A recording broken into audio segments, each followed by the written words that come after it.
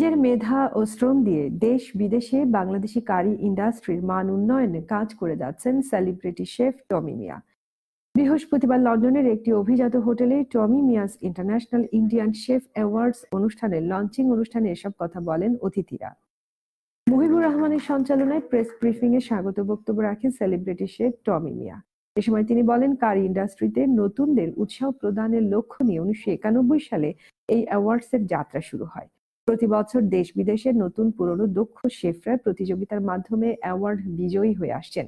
এরই ধারাবাহিকতায় আগামী 29শে সেপ্টেম্বর বার্মিংহামের একটি অভিজাত হোটেলে বসবে এবারের টমি মিয়াস ইন্টারন্যাশনাল ইন্ডিয়ান শেফ অ্যাওয়ার্ডস অনুষ্ঠান।